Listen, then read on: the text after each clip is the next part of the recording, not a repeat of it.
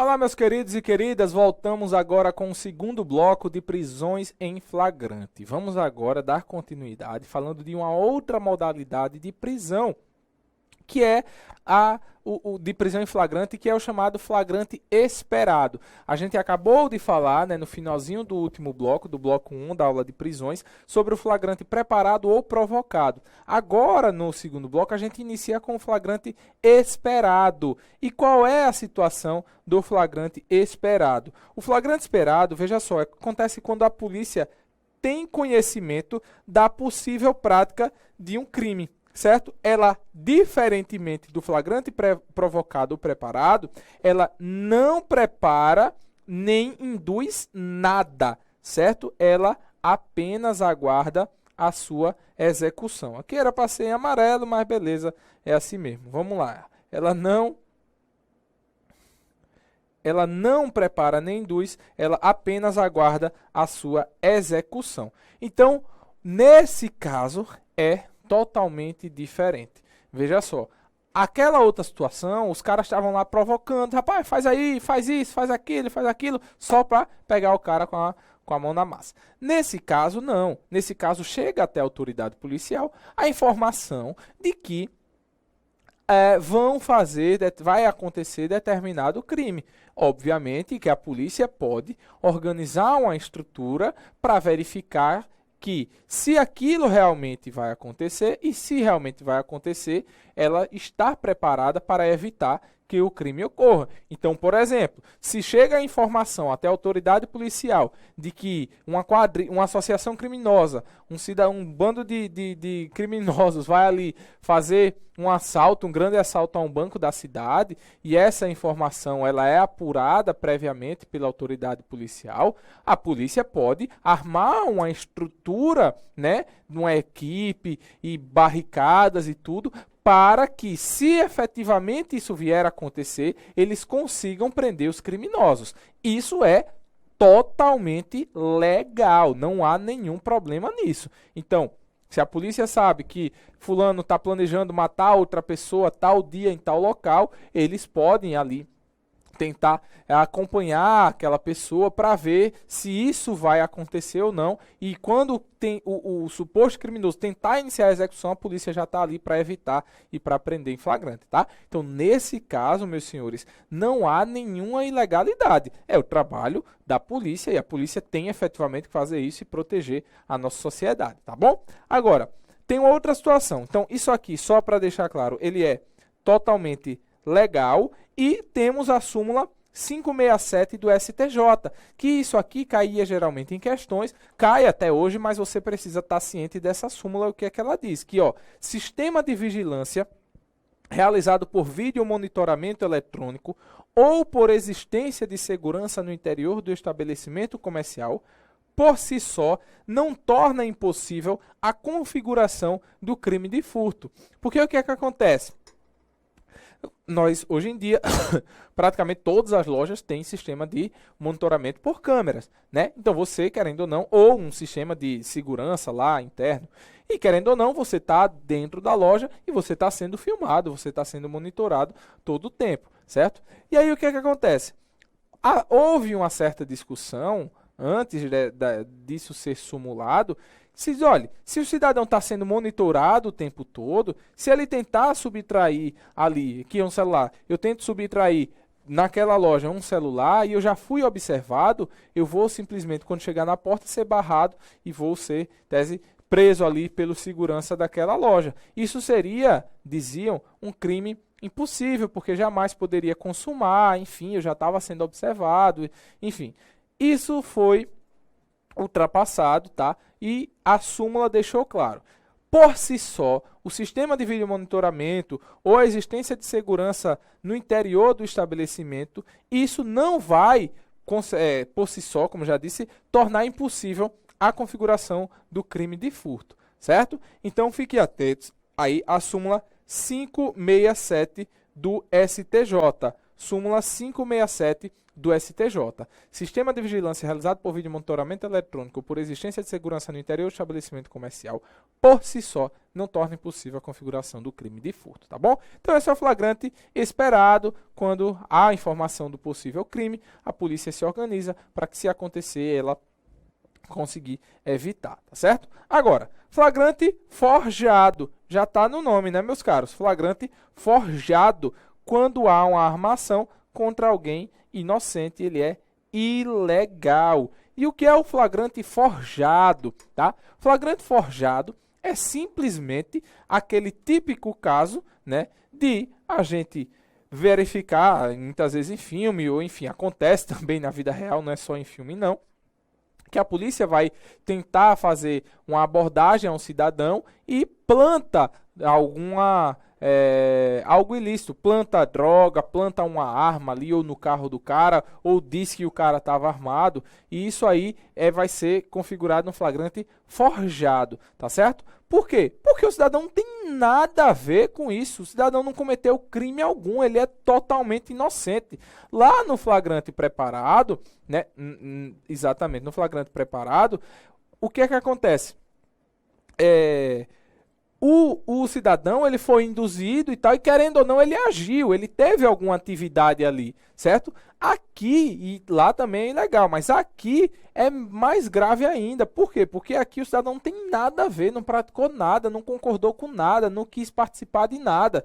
Ele simplesmente foi vítima de uma ação, né, de algum policial, ou não só policial, e aí eu vou dizer outro exemplo agora, que provocou, que fez uma armação. Qual seria uma outra situação? Eu estou andando na rua, vejo um inimigo meu, já tinha a intenção de causar algum mal, pego ali uma substância entorpecente, por exemplo, jogo na roupa dele, no bolso, de alguma forma consigo inserir, né? E aí chego para a polícia e digo, aquele cara ali tá com droga, ou aquele cara ali tá com a arma de fogo, tá com a pistola, tá com um revólver.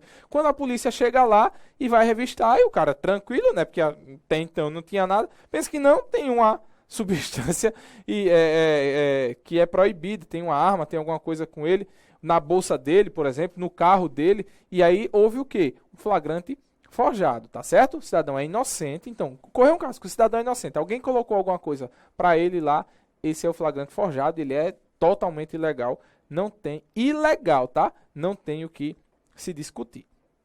Agora nós vamos para essa outra modalidade aqui, certo? Que é o flagrante retardado, diferido ou provocado.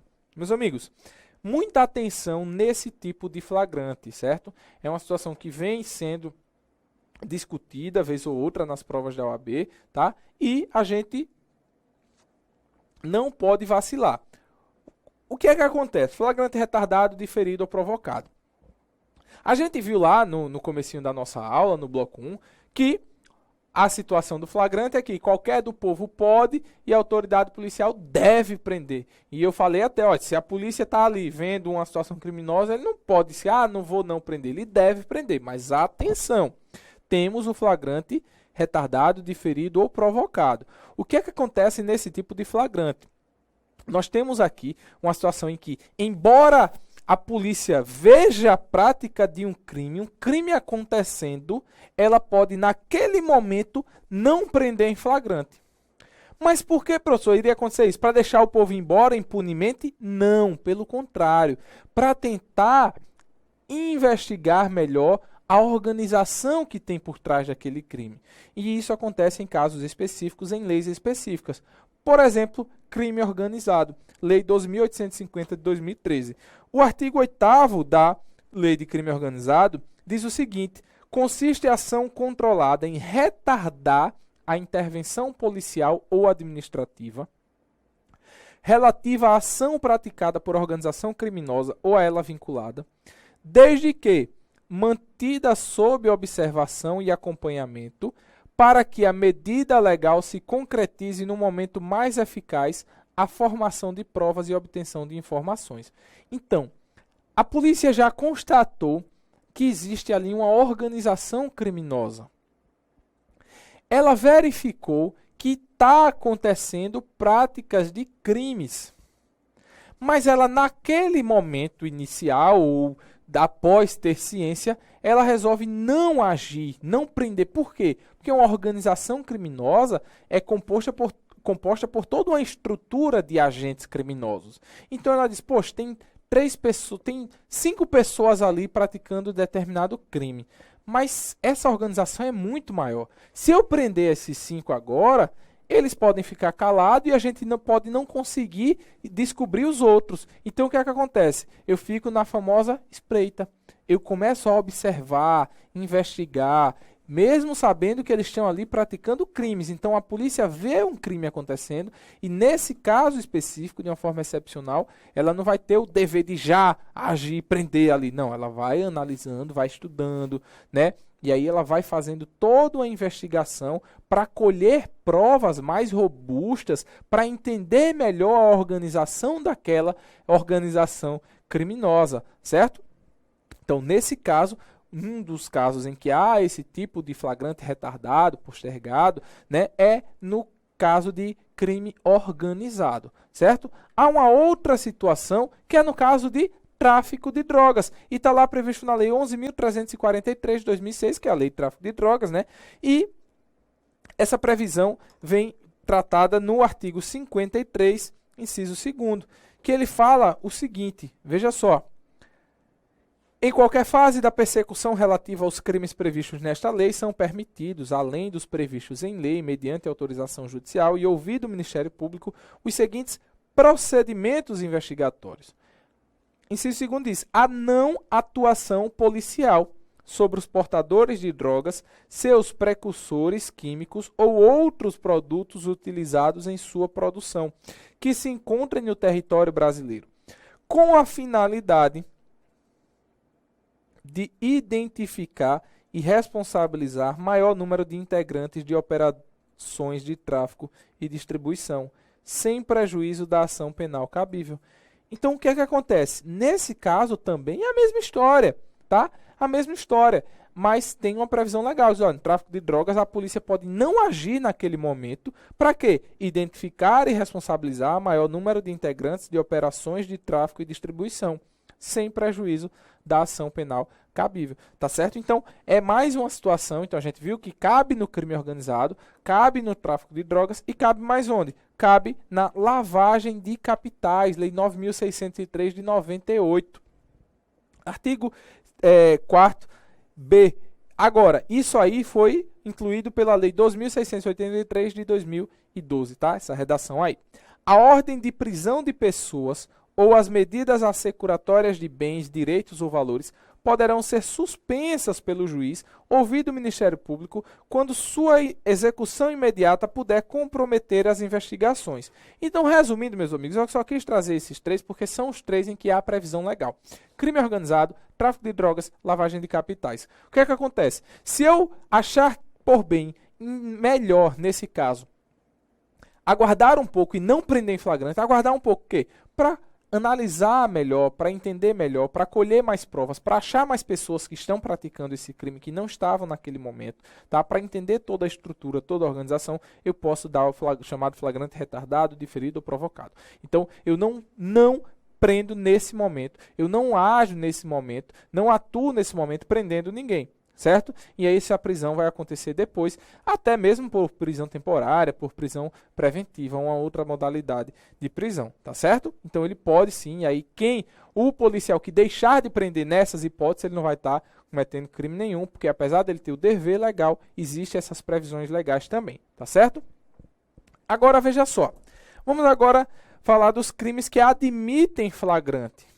Em regra, a prisão ela é admitida para qualquer crime, qualquer infração penal, em regra, tá? Então, o cidadão está praticando lá qualquer coisa que seja uma infração penal, isso vai ser considerado um flagrante em que é permitido, tá? Um flagrante permitido. Agora, há situações, há infrações específicas em que não se admite a prisão em flagrante, ou algumas que admitem, mas tem algumas observações, e a gente vai trabalhar agora essas situações. Em regra, admite-se em todas as espécies de infração. Agora, a gente tem que ter atenção para algumas situações específicas que estão elencadas aqui nesse nosso slide. crimes de ação penal privada e pública condicionada, homicídios e lesão culposa na direção do veículo automotor, infrações de menor potencial ofensivo, crimes permanentes, crimes continuados, crimes habituais, certo? Aí a gente vai ver qual é a atenção que a gente tem que ter quando for uma dessas espécies. Ó, a primeira é nos crimes de ação penal privada e pública condicionada. A prisão, né, ela vai ser admitida, mas o auto de prisão em flagrante, que a gente vai estudar já já, ele só vai ser lavrado com requerimento ou representação. Gente, ação penal privada e ação penal pública condicionada já foi exaustivamente estudado pela gente em outros módulos, né? Vocês já estudaram isso. E o que é que acontece? No caso da ação penal privada, a gente sabe, né, que ela vai adiante quando o ofendido, quando a vítima ou seus representantes, a depender das situações, eles dão essa autorização, digamos assim, eles fazem essa representação, né? A ação penal pública condicionada à representação também tem essa condição que essa ação só vai adiante com a representação da vítima, do ofendido, né? Então, nesses casos, como é que acontece? Pode haver prisão em flagrante? Pode haver prisão em flagrante. Agora, o auto de prisão em flagrante, que é o delegado que vai fazer, ele só vai ser confeccionado se, e somente se, a vítima ou ofendido, ou os representantes, né, quem tiver qualidade para representá-los, eles derem essa autorização. Aí o auto de prisão em flagrante vai ser lavrado. Caso contrário, ele não será lavrado, tá? E aí o cidadão vai ser posto em liberdade, tá bom? Então, nesse caso, há essas condições específicas que vocês precisam ter atenção. O segundo, homicídio e lesão culposa na direção de veículo automotor, artigo 301 do Código de Trânsito Brasileiro, que ele diz que ao condutor de veículo, nos casos de acidentes de trânsito de que resulte a vítima, não se imporá a prisão em flagrante nem se exigirá fiança se prestar pronto e integral socorro àquela. Então, se você, dirigindo o seu carro, você provoca uma lesão em alguém ou você termina matando essa pessoa, né? Obviamente por meio sem o dolo ali de matar, através de um acidente, no caso na direção do veículo automotor, resultante de um acidente de trânsito, e você prestar o socorro, você não vai ser preso em flagrante, certo? Comprovado ali que foi um acidente e tudo mais, não vai haver a prisão em flagrante, e aí está previsto no artigo 301 do Código de Trânsito Brasileiro. As infrações de menor potencial ofensivo, tá? A lei, na lei de juizados, 9.099, né? O que é que acontece? O ato da prisão é possível, mas não será lavrado o auto da prisão em flagrante, mas apenas um termo circunstanciado, onde o autor será encaminhado ao juizado especial criminal ou assumirá o compromisso de fazê-lo. Veja só, infrações de menor potencial ofensivo, aquelas infrações, né, com pena máxima de até 2 anos. O que acontece? O ato da prisão, não confunda com o ato da prisão é a prisão em si, é pegar o cara e prender, né, a polícia levar para a delegacia. O ato da prisão é possível. Então, o cara praticou um crime lá que ele é de uma infração que é de menor potencial ofensivo, ele pode sim ser preso e conduzido até a delegacia. Acontece que o auto de prisão em flagrante não vai ser lavrado. O delegado vai pegar e vai fazer o quê? Ele vai fazer um termo circunstanciado. Então, tem aqui, ó, vai ser feito um termo circunstanciado, certo? E aí ele pega esse termo circunstanciado e encaminha aquele autor, né, aquele suposto criminoso, para um juizado especial criminal, ou essa pessoa que foi presa ali em flagrante assume o compromisso de comparecer a um juizado especial criminal para que tenha ali o prosseguimento e o procedimento correto, tá bom? Então, nesse caso das infrações de menor potencial ofensivo, a prisão em si, o ato é possível, mas não vai ser lavrado auto de prisão em flagrante, certo? Vai acontecer esse outro caminho aí, esse outro trâmite. Crimes permanentes. Obviamente, um crime permanente, por exemplo, um sequestro, né? Enquanto estiver acontecendo aquele sequestro, estaremos dentro de uma situação de flagrante. Então, enquanto não cessada a permanência, é possível a prisão em flagrante. Artigo 303 do Código de processo penal. Nas infrações permanentes, entende-se o agente em flagrante delito enquanto não cessar a permanência. Aqui um exemplo também, extorsão, né? A questão da extorsão mediante sequestro. Então, se o crime é permanente, enquanto ele estiver acontecendo, existe crime. Logo, se existe crime, é possível a prisão em flagrante, não tem muito o que se discutir aqui.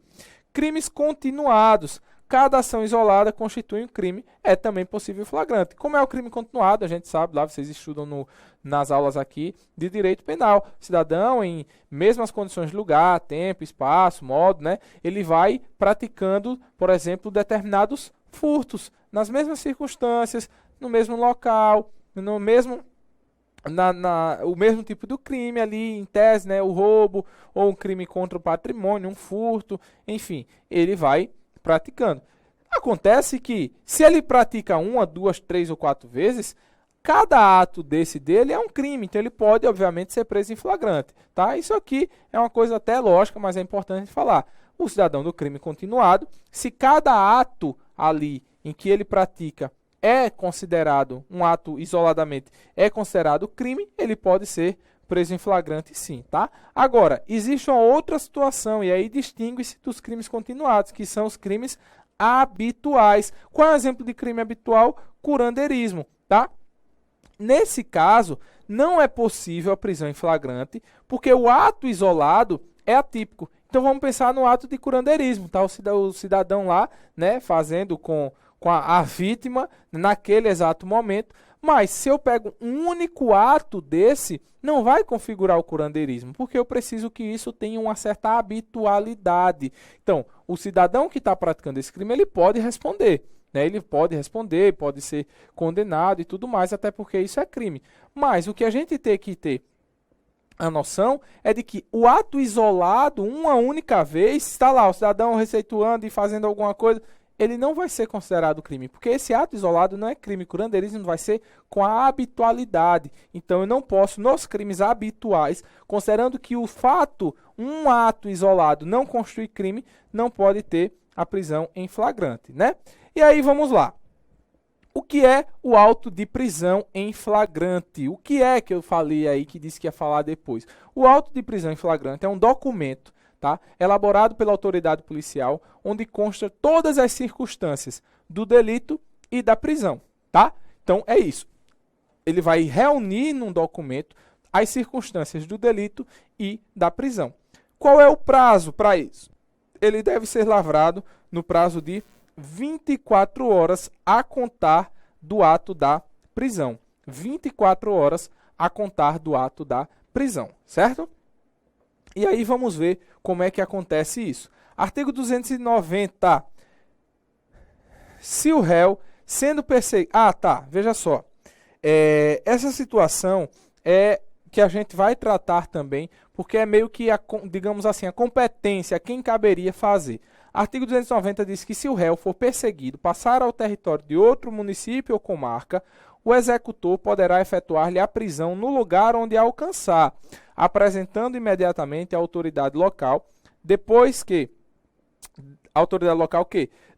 de lavrado, se for o caso, o auto de flagrante providenciará para a remoção do preso. O que é que acontece? Se o cidadão está sendo perseguido, está de uma cidade, vai de uma cidade para outra, da outra cidade para outra, passou do estado, onde ele for capturado, onde ele for preso, vai ser lavrado ali o auto de prisão em flagrante e, se for o caso, ele pode providenciar a remoção do preso para onde se iniciou lá a atividade criminosa, certo?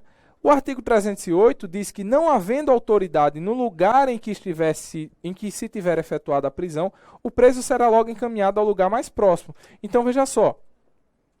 O cidadão é preso no interior do interior do interior. Lá não tem delegacia de polícia, lá não tem nada. Ele foi preso em flagrante. Vai levar para onde? Vai levar para o lugar mais próximo, onde efetivamente ele possa ser apresentado a uma autoridade policial. Tá certo? E agora, qual é o procedimento? Artigo 304 do Código de Processo Penal. O procedimento, como é?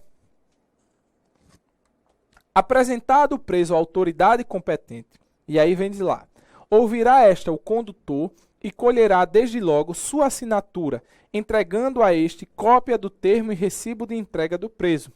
Em seguida, procederá à oitiva das testemunhas que o acompanharem e ao interrogatório do acusado sobre a imputação que lhe é feita, colhendo, após cada oitiva, suas respectivas assinaturas, lavrando a autoridade, afinal, o auto. E o parágrafo 1º. Resultando das respostas fundadas à suspeita contra o conduzido, a autoridade mandará recolhê-lo à prisão, exceto no caso de livrar-se solto ou de prestar fiança, e prosseguirá nos autos de inquérito ou processo, se para isso for competente. Se não for, enviará os autos à autoridade que o seja. Veja só, sobre esse primeiro artigo aqui que a gente trouxe, eu vou só mostrar como é o fluxo, digamos assim. O que é que vai acontecer? O cidadão foi preso, a polícia levou ele para a delegacia, e aí? Tá, vai acontecer o quê? Vamos lá. Vai acontecer, primeiro, a apresentação do preso, certo? Oitiva do condutor. Quem foi que levou esse preso? Foi a polícia que prendeu? Então, a polícia, né, o policial que foi responsável pela prisão, vai ser ouvido para dizer como foi essa prisão. Depois, vai ouvir as testemunhas. Quem foi que estava lá, que viu a hora que esse cidadão foi preso, que viu a hora que ele praticou o crime? Se tiver, vamos colocar aí 2 testemunhas. Depois, a própria vítima, né? Vai ser, se tiver condições, obviamente, a depender do crime, a vítima vai ser ouvida. Depois, há uma entrega de nota de culpa, né, dentro do prazo de 24 horas, que a gente vai falar agora, e em seguida, a remessa de cópia do flagrante ao juízo e defensor. Então, veja só, qual é o procedimento aqui, continuando? A questão das testemunhas que eu falei. A falta de testemunhas da infração não impedirá o auto de prisão em flagrante. Então, se não tiver testemunhas daquela situação, vai deixar de ser feito o auto de prisão em flagrante? Não. Então, o parágrafo 2º aqui do artigo 304 do Código de Processo Penal diz que, se não tiver testemunhas, certo? A falta de testemunhas da infração não vai impedir o auto de prisão em flagrante. Mas, nesse caso, com o condutor, que é o policial ou a pessoa que levou aquele flagranteado até a delegacia, deverão assiná-lo pelo menos 2 pessoas que hajam testemunhado a apresentação do preso à autoridade, certo? Então, não teve testemunhas lá da prisão, não teve testemunhas de fato criminoso, na hora que a polícia ouviu o cidadão praticando crime ou na hora que a polícia prendeu o cidadão. Então, o que é que vai acontecer? Chegou na delegacia, vai ter que ter, então, pelo menos 2 testemunhas que o quê? Que constataram, testemunharam aquela apresentação do preso à autoridade, que pelo menos pode dizer, olha, eu testemunhei que fulano chegou aqui e trouxe esse cidadão preso. Então, não tem testemunha lá da situação do fato, vai ter que ter essas 2 testemunhas que deverão assinar juntamente com essa pessoa que conduziu o preso, certo? Parágrafo 3º. Quando o acusado se recusar a assinar, não souber ou não puder fazê-lo, o auto de prisão em flagrante será assinado por 2 testemunhas que tenham ouvido sua leitura na presença deste. Então, na hora do cidadão lá que foi preso assinar, dizer, olha, eu não vou assinar. Ou, eu não sei assinar, certo? Não sei assinar, não tenho assinatura, não tenho nada. Então, o que é que vai acontecer? O delegado, a autoridade policial lá, vai chamar 2 testemunhas, vai ler o depoimento, olha, o depoimento que ele deu foi esse aqui. E o cara vai estar ouvindo, né? Ele também não é doido, vai estar ouvindo. E aí as pessoas vão assinar testemunhando que o delegado, a autoridade policial, leu o depoimento dele na frente dele, ele se recusou a assinar ou ele não sabia assinar, certo? E o parágrafo 4º diz que da lavratura do auto de prisão em flagrante deverá constar a informação da existência de filhos, respectivas idades e se possuem alguma deficiência, e o nome e contato de eventual responsável pelos cuidados dos filhos, indicado pela pessoa presa. Então, nesse auto de prisão em flagrante, eu vou colocar lá se o cara tem filhos, né, as idades desses filhos e se eles possuem alguma deficiência, o nome e contato de eventual responsável pelos cuidados dele. Porque vai que é uma mulher, por exemplo, que ela tem um filho recém-nascido em casa e aí ela é presa e quem vai cuidar desse menino? Né? Tem que, pelo menos, a autoridade policial ter ciência dessa situação. Se tem filho menor, se tem filho deficiente, qual a idade dele, o nome e contato de algum outro responsável, um tio, uma tia, um irmão, enfim, alguém que possa ficar com aquelas pessoas, tá certo? Então, Inicialmente, a gente trata isso aqui. E para finalizar rapidamente, né, para a gente não ter que ir para um outro bloco, a gente vai ver o que é possível. Então, depois que aconteceu isso, o auto de prisão em flagrante foi encaminhado até a autoridade judicial, porque depois que termina tudo isso, e como a gente viu, isso vai ser encaminhado ao juízo, né? E, obviamente, se o cara não tiver advogado, ao defensor público e ao Ministério Público também. Veja só, o que é que vai acontecer? A gente já até viu isso aqui nas outras aulas de prisões. Artigo 310. Ao receber o auto de prisão em flagrante, o juiz deverá fundamentadamente relaxar a prisão ilegal. Né? Se for ilegal, tiver uma daquelas hipóteses que a gente falou, isso aqui, se acontecer assim é ilegal, se acontecer aquilo é ilegal, ele vai relaxar essa prisão ilegal.